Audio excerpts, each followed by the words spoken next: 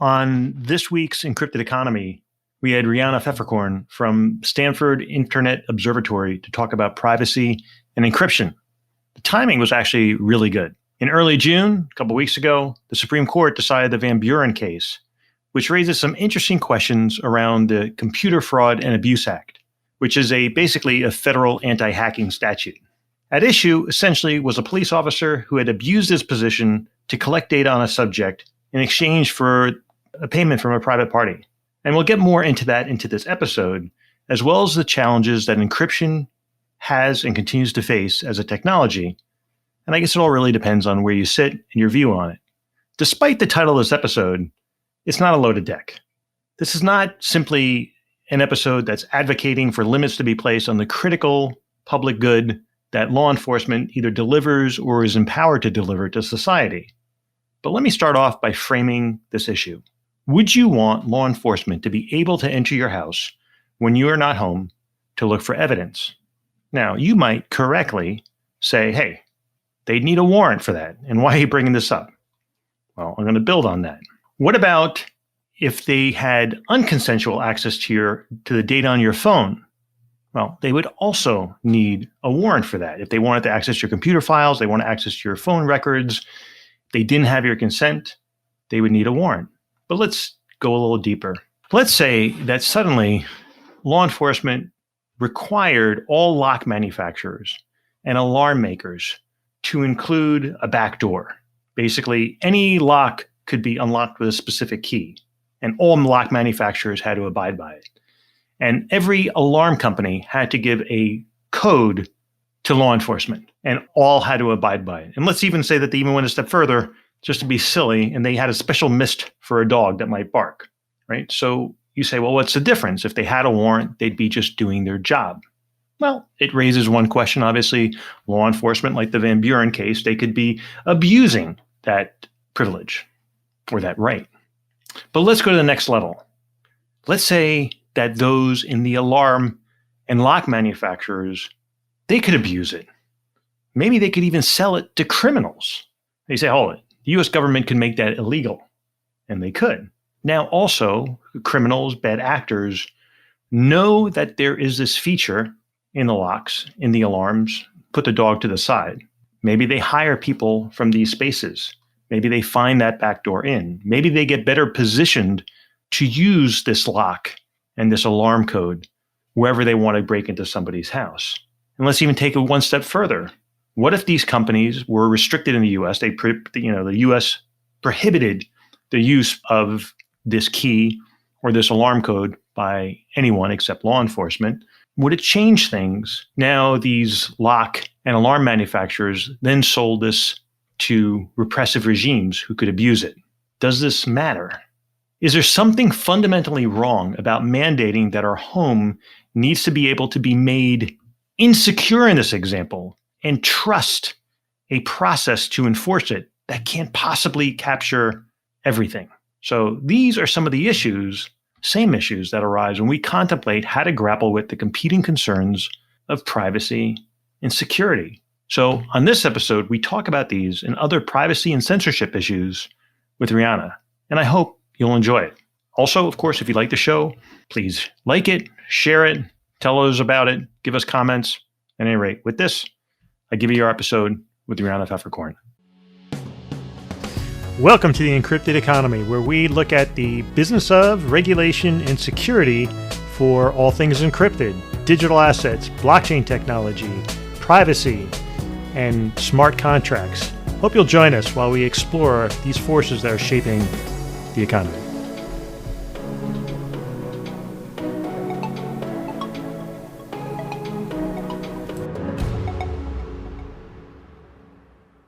All right, so this is Eric Hess with the Encrypted Economy, and today I am excited to have Riana Pfefferkorn on the podcast. Now, Riana is a research scholar at Stanford's Internet Observatory, a lab dedicated to the study of disruptive technologies and policy engagement with an aim of understanding the impact of those developments on our governments and society.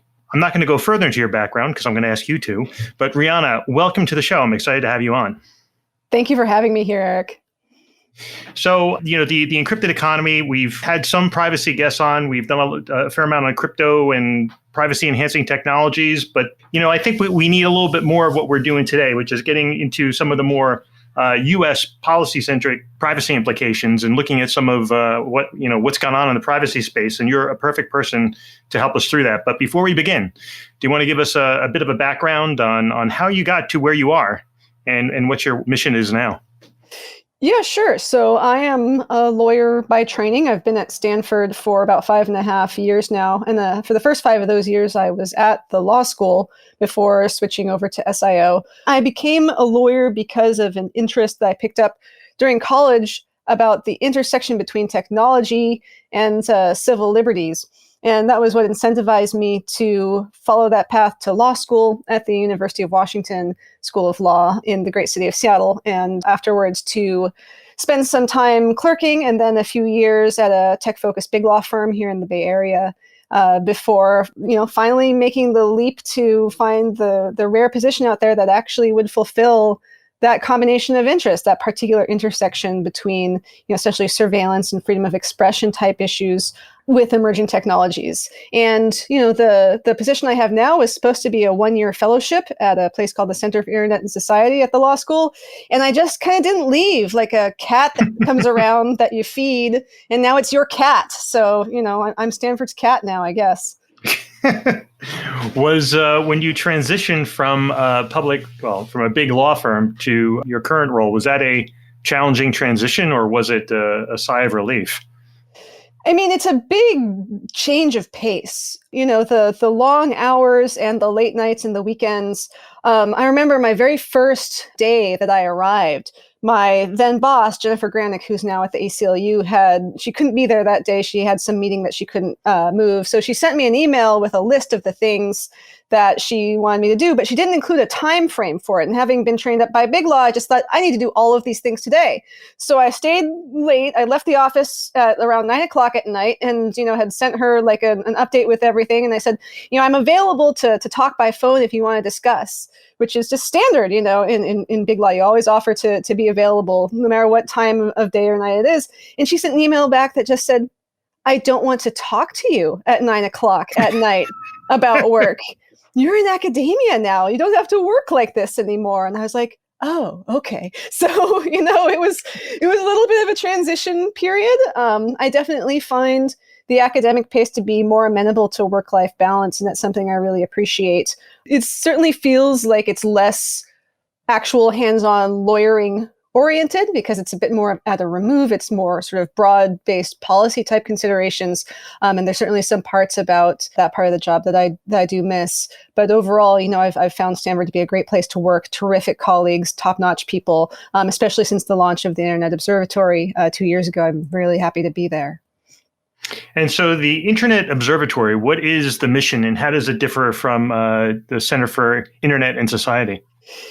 So I would say maybe it's about what the focus is. You did a good job reading out the description of what the Internet Observatory is. It's supposed to be cross-disciplinary. We have people who come from computer science, from the social sciences, from government. I was the first person with a legal background to join. And it's trying to study the abuse in information technologies, especially the internet, especially social media. I would say that the Center for Internet and Society looks at the same sort of phenomena and technologies, but I think maybe comes at it with a really sort of central, civil liberties and human rights type focus.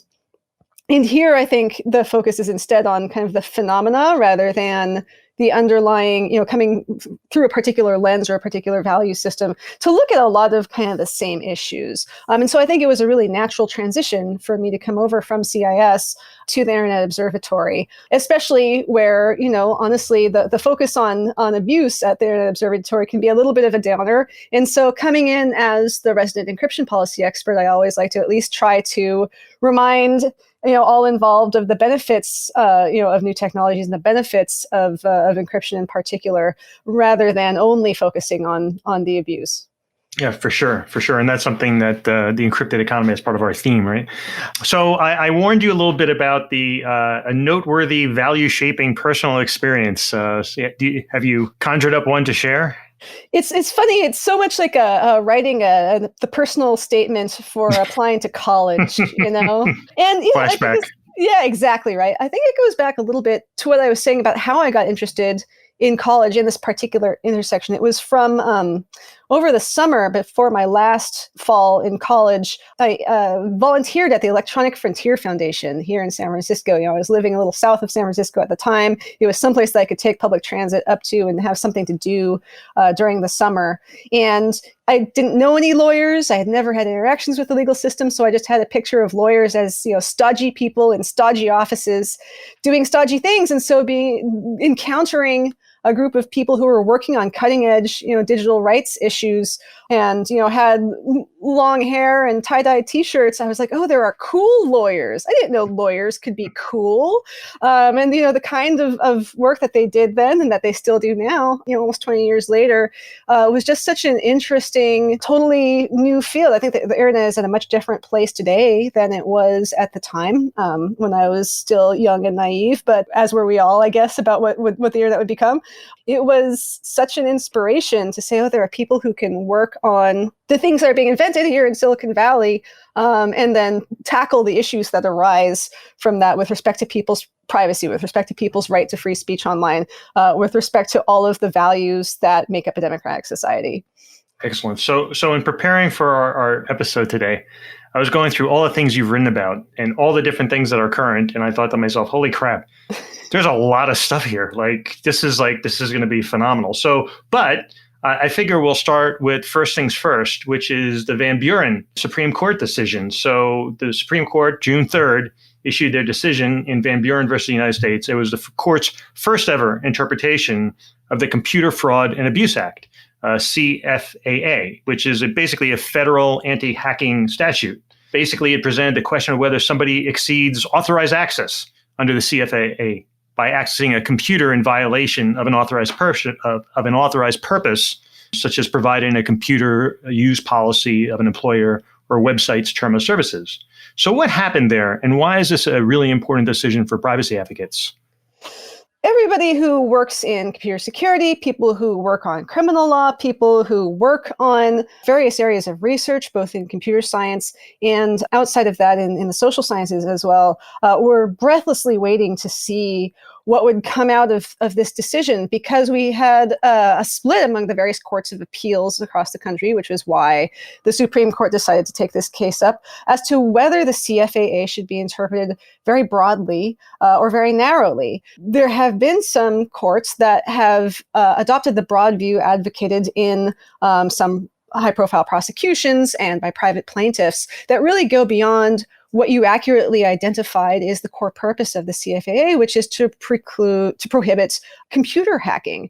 And yet we'd seen the law used to punish people for things that went far afield from that, in cases commonly to punish departing employees who access information after they've left to try and build up a competing business, or other types of competitor situations, or cyberbullying before cyberbullying laws were really on the books. It had been used in all of these different ways, and the breadth of the language and the sort of shifting requirements of what kind of access do you have and what's the mens rea that's attached to it, and then what kind of damage or loss as defined by the statute happens as a result of that, had given such a broad ambit of potential for prosecution for liability under that law that it had been a source of significant trouble, both to folks like computer security researchers, for example, who had to be afraid that if they colored outside the lines one whit, that they would find themselves being arrested on federal felonies, even as white hat researchers trying to improve the state of computer security, ranging all the way to, and this came up in the court's opinion, because some courts had interpreted the law to include violations of acceptable use policies or of terms of service. Now suddenly, anytime you fib about your height on a dating profile, now you're a federal felon, right? Under this law, that's goes pretty far from the central concern about making it illegal to hack and damage computer systems. And so when the court issued this opinion, a lot of us really breathed a sigh of relief, because it pretty clearly sides with courts of appeals, including the Ninth Circuit, where I live, that have said, no, you cannot turn a violation of a private policy that is subject to change at any time and allow, private drafters to hold in their hands the power to turn conduct that goes beyond those terms into a federal crime. And so, anytime you're sharing Netflix passwords now, at least, it may be a breach of contract, but maybe it's not at least a federal crime anymore. So this should do a lot to make research a lot safer, both for computer security and for the kinds of security that had been conducted by social scientists, where, for example, they wanted to research whether there was housing discrimination or job discrimination on various housing and employment websites. But the possibility of creating a bunch of sock puppets and fake job postings or fake housing postings could have potentially opened them up to liability if the reigning interpretation of the law was that violating a terms of service that says, no sock puppet accounts or whatever is a violation of the act. So it brought a lot more certainty by bringing a lot more narrowness, I think, to the law. And so that's overall a really good decision from the court. The court did leave open in a particular footnote some language that seemed to go against the grain of exactly what the ruling had been and introduced a certain amount of confusion of, well, we're not saying that we're saying what we're saying about, whether you need to have only a technical type of access breach rather than a breach of a policy-based control or a gate in the language of the court. And we all said, well, I thought that's exactly what you're saying throughout the rest of this opinion. So now, at least it's, as usual, the Supreme Court has a way of snatching defeat from the jaws of victory in terms of leaving something unresolved that will allow for the full employment of lawyers for years to come. So I think we can still look forward to seeing the courts try and figure out now what this means, in particular in a case about data scraping that had come out of the Ninth Circuit that had sought cert at the Supreme Court called HiQ v. LinkedIn, which now the court has remanded back down to the Ninth to consider in light of its VanBuren decision. And so it sort of feels like, okay, we put this confusing footnote in the VanBuren CFA opinion. Now it's up to you to go guess what we meant. And then maybe we'll tell you if you guessed right. So that's going to be another one to watch around the scope of rights and defenses and liability for scrapers. So VanBuren was a little ironic, though, in some ways, in that it's a victory for privacy advocates, but yet it's also, the case itself is kind of demonstrative of, should we be putting all our trust into law enforcement agencies? Like, oh, if we give them these powers, we can trust them, right? Meaning, in terms of law enforcement is only going to use our private data for the good of society. But VanBuren was actually a demonstrative case of where that was not the case. He was a police officer, I believe, that was getting paid to provide information to a private citizen. So well outside the realm of his job or what you would trust a law enforcement officer to do. But so that's demonstrative of the risks, but yet it was the right result because he wasn't actually hacking. He actually had access to it. It was an abuse of his authority, but it wasn't him extending it beyond what he was otherwise permitted to do. But yet still kind of ironic, right?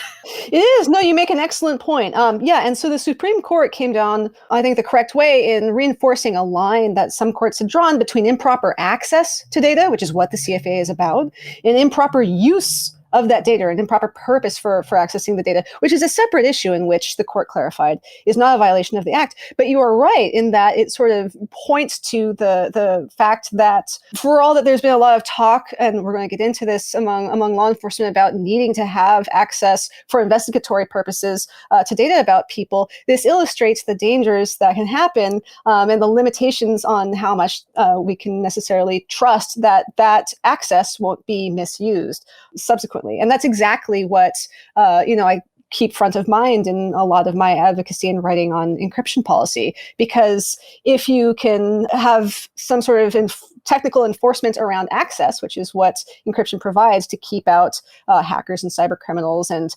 adversarial foreign governments and so forth, then you don't have to worry about what use they want to make about it. Right. So, and yeah, we'll certainly get into it. So what are some of the most pressing policy issues in the encryption space right now, and how does what we're experiencing today, and now you're also going to have to do a little bit of backdrop for that, how does this compare to the crypto wars of the 1990s? I guess you're going to have to introduce the crypto wars in the 1990s first and then get into the comparison. So the crypto wars of the 90s were about overly restrictive export controls on encryption technologies that basically treated crypto the same as a munition, like a bomb. It was listed as a munition and controlled for export in the same way. Eventually, by the end of the 90s, those regulations got relaxed. There are still export restrictions, but they are classified under the Department of Commerce now, rather than being treated as a weapon. So that is a benefit. There was also some battle in the 90s over how to treat code. In code, finally, we've recognized now that it's a form of speech, that computer code can be speech, and that restrictions on the ability to teach cryptography to, for example, foreign students from countries where export of cryptography or other munitions is precluded, that is a free speech issue. And so we had cases where there were professors who wanted to teach cryptography or to share software with their students and were afraid that they might violate the law by doing so. And we were talking at the time about an era that predates the rise of encrypting everything, encrypting web traffic, of having portable mobile devices that are encrypted, of having laptops that can be encrypted at the full disk level. So we were sort of looking forward to, I guess, the era that we have today. We would not have the encrypted economy that we have today had it not been for changes in the law, at least in the United States back in the 90s, to relax those and to make possible a world where encryption technologies are in the hands of anybody other than the government, the military, and financial institutions, which was really kind of where encryption had gotten its start in the 70s. And so by passing rules and regulations in the 90s, both by relaxing crypto export controls and by passing a federal law that mandated access to by law enforcement to telecommunications networks, but exempted the internet and exempted computers and mobile devices and so forth, that was what allowed the rise of what we have today, where we have Signal and iMessage and WhatsApp and your encrypted iPhone and your encrypted Android phone. We wouldn't necessarily have those had the law not changed in the 90s. And so we're operating now in the policy sphere when it comes to encryption, kind of from the reverse, where it used to be, we couldn't have nice things and we were fighting to be able to have nice things. Now we have the nice things, and there are elements of government, both in the United States and in other countries, that are trying to take those away because basically the technology caught up with the policy and the law. It wasn't even really an issue to worry about the state of the law so much, at least with regard to just average consumers like you and me, until we all had these devices in our pockets and until all of our web traffic was encrypted and until it was easy and free to be able to encrypt your communications without having to fiddle around with an external drive or without having to install and configure special software or use PGP. The usability and the default nature of encrypting our devices and communications is really what has caused this revolution in data privacy and security, but that has brought with it a concomitant trade-off in terms of law enforcement access, where it used to be that they could easily get access to information off of your phone, off of your laptop, be able to intercept your communications, because those things were not encrypted in a way that there was no way for them to get access to it. Now that is the case, now they are sort of going back to the same arguments that they had been making a quarter century ago about going dark due to encryption and being left in the dark in terms of their investigative capabilities. And there's just a lot more people who are able to use encryption a lot more easily to protect their devices and communications. And so that is really what has given law enforcement so much concern, is that it's no longer just the sophisticated criminals who were always able to use those technologies and had the incentive to fiddle around with non-user-friendly pieces of software or devices. Now it's everybody. Right. And we've gone from trying to ban it, which was probably very short-sighted at the time, or limit it to being a military secret, to law enforcement wanting to have their own little backdoors and access to it. So, hey, this is, now that it's out, we want special privileges to peek in. So, I mean, and that sort of leads into some things that you've been active on, which is the lawful access to encrypted data, or LAED, which doesn't really pronounce very well, or eliminating abusive and rampant neglect of interactive technologies That one leads to earn it, which I like it, although it has nothing to do with earning really anything. And what's interesting is particularly the lawful access to encrypted data, and you can maybe correct me as a historian on this, it actually seems like it contains themes that are very similar to Senator Joe Biden's bill in 1991, that encryption that didn't provide government access should be outlawed. And here we are with Lindsey Graham, sort of two polar sides of the aisle. But I mean, is that correct that we have Joe Biden sponsoring this in 1991 and then fast forward to 2020, you got Lindsey Graham also saying this is something we got to have?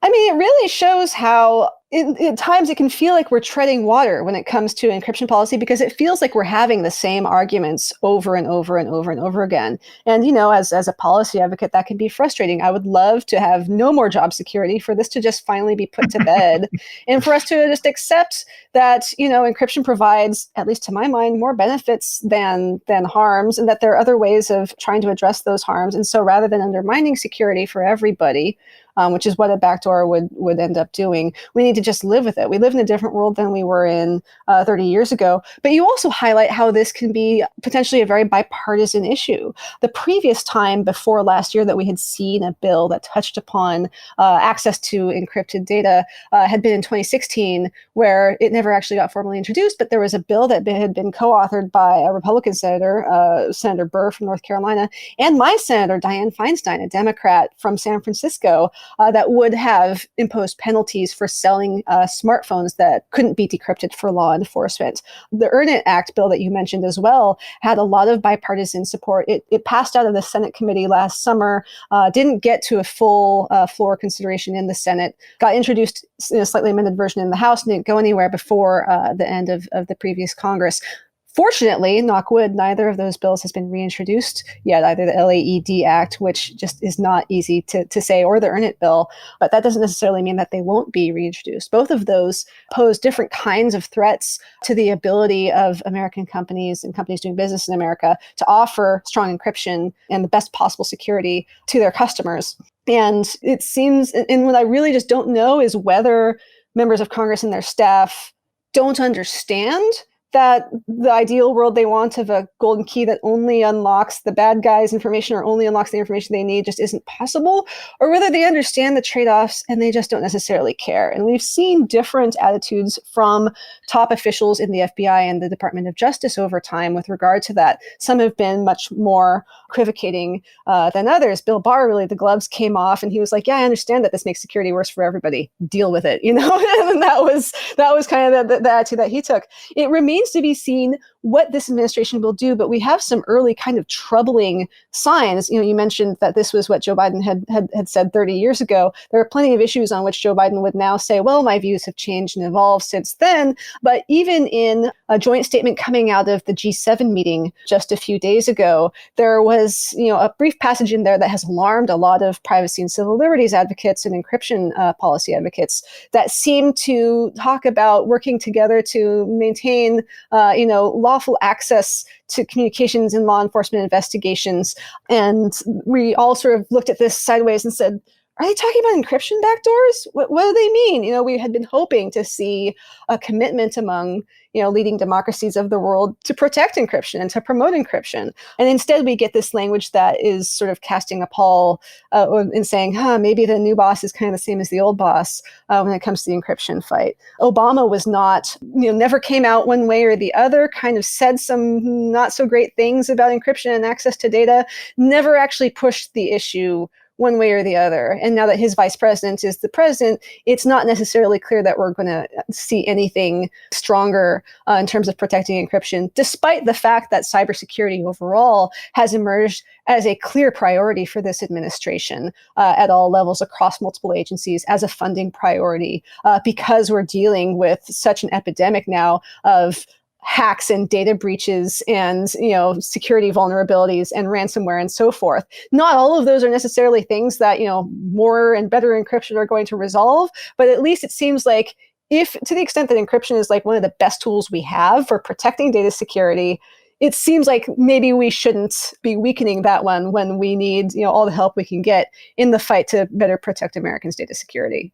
Right. Strengthen it versus actually having a federally managed mandate to create a vulnerability that only the federal government will have and no bad guy will ever get a hold of because no one will be able to figure that one out if they know Right. it exists, right? It's a myth, exactly. Seems like a good plan. I mean, and listen, I think there's always this force, between those who want total privacy, right? Or privacy versus those who want the assurances of security or absolute security. I think I read a quote somewhere that absolute security requires totalitarianism while total privacy creates anarchy.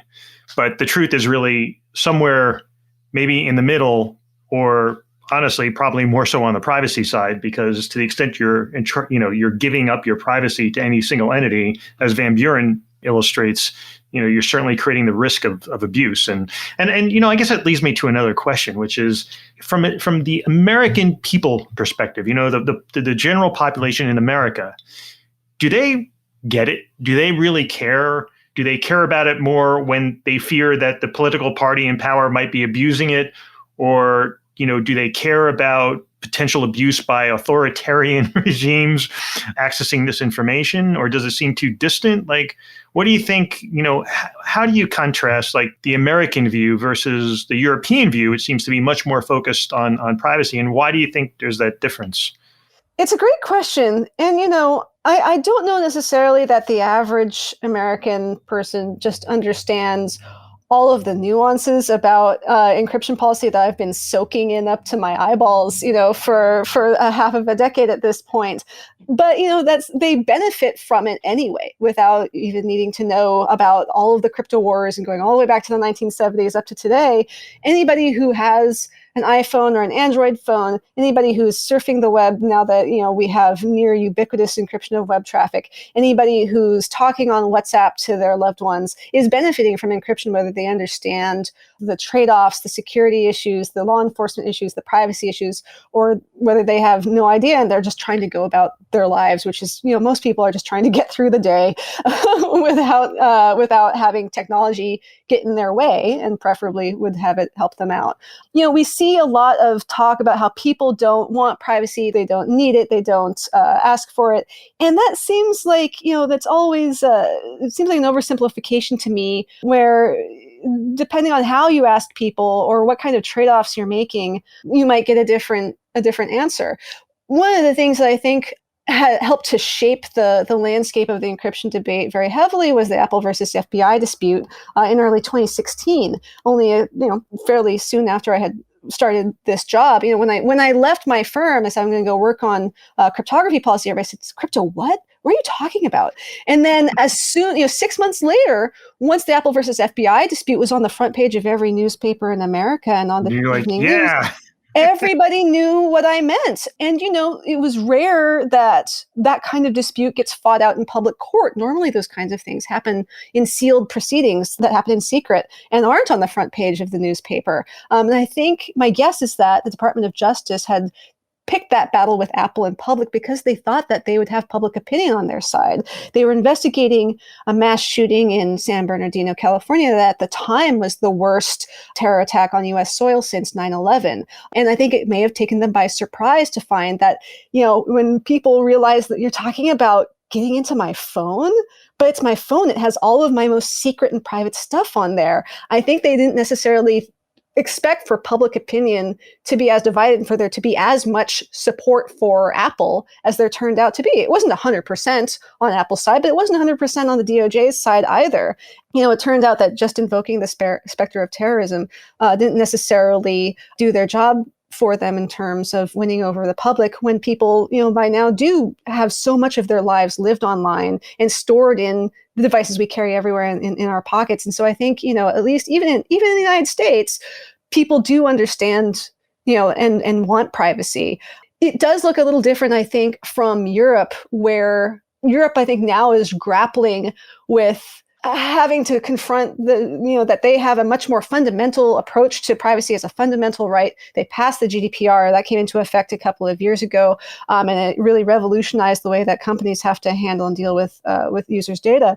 But they're now encountering friction between the privacy protective side of European law and the needs of law enforcement. And sometimes those things have come into head-to-head and locking antlers, where it just seems like it wasn't necessarily the case that when they drafted the GDPR, that they had made as much of a provision or consulted the stakeholders from the law enforcement side of things as they perhaps ought to have. So maybe it goes a bit more the other direction there, where they had focused so much on privacy that they had given short shrift to law enforcement, whereas here it feels like we tend to center law enforcement's needs in the conversation and center those above the needs of the economy, of national security, of individual rights and privacy, and of just other loosey-goosey West Coast type values that I could go off about. I think Apple is a really good example, because when talking even about, hey, how do people, what's the populace's perception, American populace's perception on privacy?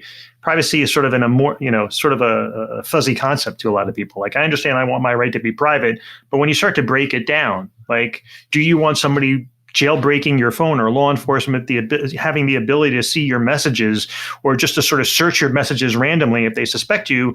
And, do you have the trust that everybody who's going to be looking at that is only going to be using it for defined purposes? And how else could it be used? And could it lead to surveillance and subtle surveillance? And people, so I think when you start to break it down into what are some of the, what are the specific rights and that whole web, I think, people start to have a very different view.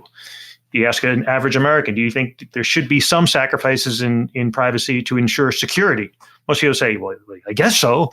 But then, by the same token, you ask the question differently, like, well, should law enforcement be able to look at everything in your phone to ensure security? To your point, they'd be like, no, that's ridiculous. Why would they do that? That's an invasion of my privacy. So the answer is very different depending on how you frame it.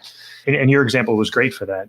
So I actually had read your blog post, which is what drew me to you, how I learned of you. You wrote a blog post about, and I think it's a great example of this conflict and how it even plays out in sort of the private sector, wherein you talk about Cellebrite and Signal and their dispute. Now, a lot of people aren't going to be familiar with it. So maybe you could summarize the issue and how it played out and some of the concerns that it raised along the way. Sure. So you may be familiar with Signal. It's an end-to-end encrypted chat app that exists within, sort of a flourishing, wonderful, let a thousand flowers bloom industry of end-to-end encrypted chat apps, where either your communications are end-to-end encrypted by default, meaning that not even the organization that provides the app here, that's the foundation behind Signal, or in the case of WhatsApp, that's Facebook, for example, not even they can read your messages. Signal stores way less information than most other apps do, and that means that they have less to hand over to law enforcement, which means that the primary way for law enforcement to get access to your Signal messages is by having your phone. The thing about end-to-end encryption is that it encrypts between the ends, but your phone is one end and the other person's phone is the other end. And so if law enforcement can get a warrant and get into your phone, then they'll be able to potentially see your Signal messages if you don't have an ephemeral messaging setting set up to auto-delete them after a particular period of time. And so that's where devices such as Cellebrite come into play. There is an industry of mobile device forensics tools where the aim of these tools is to recover digital evidence off of a mobile device in a way that is forensically sound and preserves evidence to be presented in court, so it can be used in prosecutions for crimes that are being investigated. That's what the warrant was obtained for. Cellebrite is an Israeli company that's probably the best known in this mobile device forensics industry. And so they make tools for automating extracting and indexing data off of mobile devices. They support a range of types of phone and models of phone and versions of mobile operating systems. And they sell not only to US law enforcement, but to governments in less nice countries like the United Arab Emirates and Myanmar and places like that. But at least within the US context, the point is for these devices to give rise to data being pulled off of phones that can then be introduced in evidence in a court case later on. And you might think that if you are in the business of providing some sort of device forensics tools, that you would have pretty decent security, because the last thing you would want would be for there to be some flaw in your device, in your tool, that might undermine the reliability of the data that gets pulled off of it. However, Signal and their leader, Moxie Marlinspike, academics showed that this was not the case. They got their hands on a Cellebrite tool that they say fell off the back of a truck and basically pulled it apart and looked for vulnerabilities and found quite a lot of low-hanging fruit that would allow somebody who has their phone plugged into a Cellebrite device could potentially execute code from their phone that would tamper with the report on that Cellebrite generates about the data on that phone, both for that phone and for any reports that had been generated for previous phones that had been analyzed with that Cellebrite device and future analyses as well. So this was kind of a bombshell. And it sort of showed, you had one job basically, is to provide data in a forensically sound manner. And if your security is so shoddy that you can't even guarantee that, and if this casts doubt on the reports that are your sole, raison d'etre, then, what are you even in business for? This was all kind of in retribution, basically, for Cellebrite adding support for pulling and processing signal data from open and unlocked phones as part of that kind of an analysis, which they had kind of a very puff piece type of announcement for it that made it sound like there was some sort of elite hacking involved, when in fact it just was the equivalent of like, well, if you have somebody's phone unlocked and in your hand, then you can get data off of it. Okay, big deal, right? And so it seems like it was kind of not necessarily in the spirit of like, we attained one of every single kind of the mobile device forensics tools now on the market, and we pulled them all apart, and here's our compare and contrast of all of the vulns we found after engaging in responsible vulnerability disclosure to all of the respective developers. Instead, it was just sort of like, we're going to get you back, and this is what came out of it. It sounds like Cellebrite has at least stanched the bleeding. They at least implemented some sort of emergency patch that may not have fixed all of the underlying vulnerabilities, but at least allegedly was going to put a stop to the immediate problem pretty soon after Signal published this blog post about what they had found. I don't know what the current state is in terms of getting up to date, but you have to imagine that if you are getting irate phone calls from all around the country from your various law enforcement customers, you probably have the incentive to fix your stuff pretty quickly. It also shows that, for these messaging apps, that there's still a war to be waged, as it relates to privacy in general. Like, do you see this kind of thing playing out between private parties going forward? I mean, like, like WhatsApp has their own issues in terms of, everybody knows about, how they were, when they were acquired by Facebook. I guess you could also, you're probably more familiar with it than I am, but it basically, it allowed Facebook to review some of that data and in a way that wasn't available before. And a lot of people were up in arms. So you sort of have WhatsApp look like they weren't as private as they used to be. And Signal came in and others came in and said, hey, we are private. And they made that sort of, a big selling piece of using Signal. Yeah, it's been fascinating to see this. We've been talking about privacy this whole time, and we really seen businesses competing on privacy for several years now. Apple, for example, has really held itself out there as being extremely privacy protective on behalf of its users. And so in other types of services and devices, we've already seen various companies competing with each other to hold themselves out as being the most privacy friendly for their consumers, right?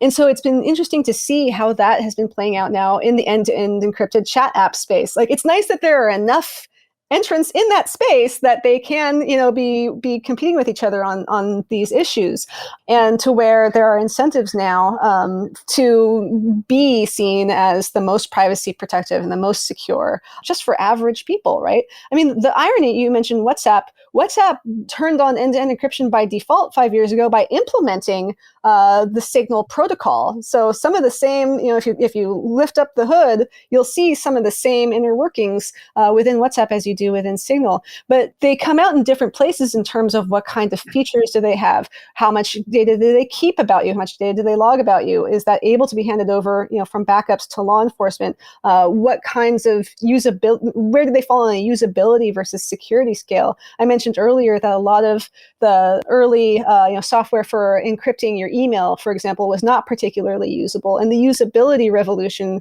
for encrypted software, I think, has been one of the drivers in having it be so adopted. If it just works, you don't have to think about it, and it's turned on by default. But, traditionally Signal has come out a bit more on the security side of things and a little bit less on usability. And so if you don't have your messages backed up because, Signal doesn't necessarily do that automatically. And you lose, your last text message conversation with your grandma before she passes away, it's gone, And so I think there are reasons for different apps to make different choices in terms of usability, in terms of security, in terms of how much data they want to keep and hand over to law enforcement, or how much do they want to investigate and look for and deal with abusive uses of their app, which, are going to happen even if the majority of users are just engaging in normal, innocuous, perfectly legal conduct with their friends and loved ones and business associates. So it's nice to see that there is this competition. I don't know, getting back to your question about like how well do Americans understand all of these issues, I don't know if I even have like a good like handy chart. And there have been efforts, to publish sort of comparisons among these different apps of like, okay, well, what exactly does this mean, in terms of what gets protected, what doesn't, what can I do, what does the backups look like, what do they do if I report abuse, can I report abuse, all of those different considerations. As whenever there is some sort of PR nightmare that comes out about one or the other of these apps, most recently about WhatsApp potentially derogating the usability of the app at all for the central purposes of communicating with people if you didn't agree to Facebook's terms of service. That's the kind of thing that sees a huge drive in downloads of not only of Signal, but of other apps such as Telegram, which has been critiqued for not having as good of encryption under the hood as the Signal protocol. And that's not necessarily something that people are going to understand. People, I think, are driven by people want privacy, but they're going to be driven by like usability. Does it have the things I want, like stickers and emojis and so on? And are my friends using it? Because I have like 5 or 6 different like chat apps of some kind on my phone, and I have to use them with different people. There's only one person who regularly messages me on Discord, but I have Discord installed on there so that when they message me, that's where I get it. And on the other hand, there's, 2 people that use WhatsApp, and then other people that use Signal, and then some other people with iPhones have iMessage. And so the network effects for these kinds of apps can be very powerful. And that's kind of the secret weapon, or not so secret weapon, that WhatsApp has, is that it's used by billions of people. And Facebook, its parent company, is used by billions of people. And so that's going to be kind of where people go. And so once you achieve that sort of scale, you have to start asking yourself, I guess, some very serious questions about what it is that you owe to your users.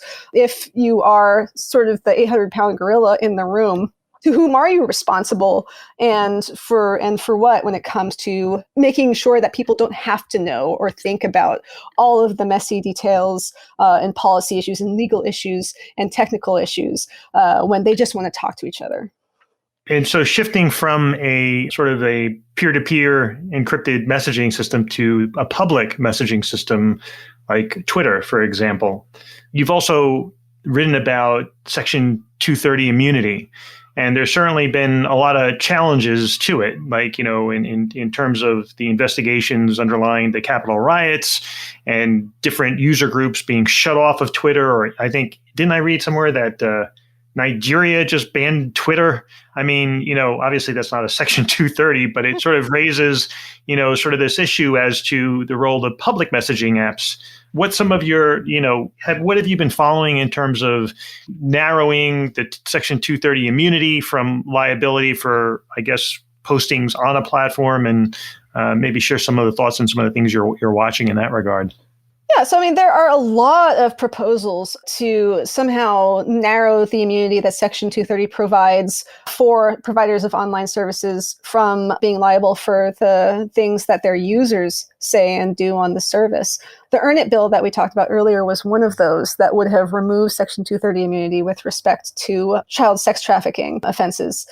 And of the different proposals that have come along, a lot of them seem to not necessarily grapple adequately with the unintended consequences of what happens when you either mandate some kind of moderation or prohibit some kind of moderation. The internet certainly is not a fun place to be anymore, I think a lot of people would say, compared to the idealistic vision that maybe we had in the 90s of what that would look like. But it is impossible to do content moderation perfectly at scale and please everybody. Basically, everybody wants you to take down the speech they don't like and leave up the speech that they do like. And we just haven't found a way, weirdly enough, of codifying that into statutory language to amend Section 230. But, I think when you try and guide people through sort of a day in the life of the people who have to implement these content moderation policies that almost every online service has, because nobody wants to be a cesspool. Well, most places don't want to be a cesspool, so they're going to do something. I think, once you show people real use cases, and this is something that Mike Masnick from TechDirt, for example, has done a good job of, you sort of get people to understand the nuances and the difficulty of trying to implement a policy, create a policy, see around the corner to see what the next thing is going to be that you don't even have a policy for yet, and how to make decisions that are often very context dependent. And of course, you mentioned public versus private platforms. The challenges of doing content moderation in encrypted spaces look totally different from what you can do when everything is out in the open. So, so many of the proposals seem to boil down to either just some blatantly unconstitutional requirements to carry all, speech protected by the First Amendment, which is itself a First Amendment violation because compelled speech is itself unconstitutional, or they risk solidifying and freezing in amber a particular set of ways of dealing with particular known challenges within online platforms when it comes to content moderation, without allowing the flexibility either to respond nimbly when some new threat comes down the pipe that's making your users miserable, or to update your practices and change your policies as the types of misuse of your service evolve and change. So I haven't yet seen a bill that I love. I've seen plenty to dislike, and my colleagues at SIO and elsewhere at Stanford, including my colleague Daphne Keller, who's a top expert on Section 230 issues, have had a lot of critiques of those bills. And I'm not yet ready to throw up my hands and say there's nowhere around the edges that we could tweak to make things a little better. I just haven't seen anything yet that doesn't carry with it a lot of downside, not necessarily the guarantee of getting the expected upside to even happen.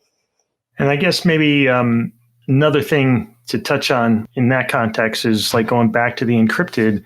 So India proposed some traceability regulations that, and WhatsApp had a response. So the traceability meaning the ability to, and maybe you could develop a little bit on what those traceability regulations are, but it seems to really go well beyond the pale of what we would deem to be acceptable, even from a more apathetic U.S. perspective. And maybe you could, I know you've written about that, maybe you could develop a little bit on that.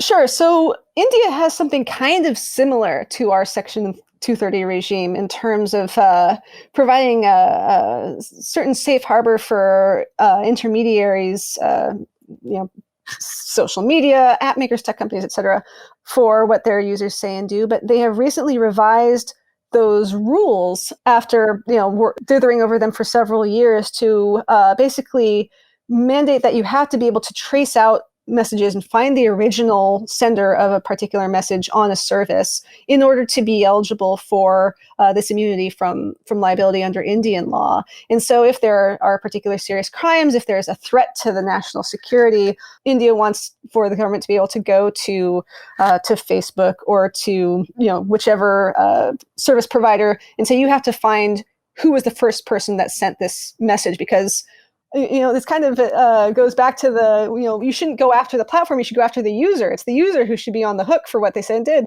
And this is India saying, okay, well, help us find the user. We don't want to go after you. We just want you to help us find the user who's responsible for saying this unlawful thing on the internet, whether that's defamation or, from what we've seen from the Narendra Modi government, whether that's saying something critical of the government's response to COVID-19 or journalism about the massive farmers' protests that are going on over there. And so the concern is that the traceability requirement is incompatible with end-to-end encryption, because how are you supposed to be able to figure out everybody who said a particular message if you can't see that message? And so, there are various proposals going back and forth over whether there is some implementation that could be made that would allow for uncovering people who sent a particular message without needing to know what the message is. But, nevertheless, even if there were some technical way of having your cake and eating it too in that degree, it would violate sort of the privacy guarantees that we expect from end-to-end encrypted messaging apps, in that you are supposed to be able to feel certain that government and the provider of the app, that none of those people, no outsiders, will be be able to identify you as having said a particular thing, much less everybody in a chain. And one of the special concerns is that if you're trying to trace back and figure out who originally sent a message, that anything to do that would necessarily also expose everybody who had sent it as an intermediary in that chain of, for example, a message that gets forwarded or sent around, and that could be used maliciously by, the person at the end to uncover everybody that sent something in between. If there's something that's very sensitive, such as a gathering of a persecuted political dissident group, or people who belong to a sexual or gender minority and who pass along information, all it takes is somebody malicious at the end to pass it along to authorities and unmask the identities of all of those people who had been intermediaries along the way in terms of passing that message along. And so the privacy threat to that is something that I see as and the free expression threat I see as irresolvable, even if there is some way of being able to identify who sent a message without ever seeing what the message is. So the technical aspects, I think, don't address all of the policy aspects. Right. And certainly it seems like something you could also construct a workaround. I mean, you could assume somebody else's identity. In some ways, it almost seems like the anti-money laundering of messaging, like the origin of the funds, the origin of the messages. I hope we don't get to that point. So, well, we've covered a lot today, and thanks so much for coming on the episode. Anything else you want to touch on? Maybe something that's, top of mind, something that you're focusing on more recently that you'd like to share? Well, hopefully by the end of this summer or in early fall, I'll be able to publish the results of survey research that I'm doing right now that investigates how providers of online services, websites and apps and so forth conduct their trust and safety efforts to detect and mitigate abuse in ways that don't depend upon guaranteed access to the contents of communications. What are companies doing? What are apps doing that work to fight abuse, that mostly work on metadata or on user reporting? I just finished taking responses to that survey, and hopefully I can analyze that and report out those results within the next few months. And then I also want to make sure I get in a plug for the Internet Observatory's 2-year report that just came out. We have only been around for 2 years now, but we've gotten a lot done. And the report is a great overview of all of that we've been working on, which goes so far beyond encryption into election integrity and foreign influence operations and vaccine misinformation and all kinds of things that we don't have the time to get into here. But you can go to io.stanford.edu to find that report. Right, and we'll drop it in the show notes as well. And in terms of finding the Internet Observatory, the Center for Internet and Society, and yourself online, where should people go? So you can find me online. I'm probably way too online on Twitter most of the time. I'm at Riana_crypto, and the Stanford Internet Observatory is at Stanford.io. Great. Well, thanks so much for coming on the show. This was it was fantastic to have you on. And like I said, we need to, I think the encrypted economy needs to have more people like you on the show to kind of balance everything else out. So thanks so much for coming on. It's been a pleasure. Thanks for having me. This has been a lot of fun.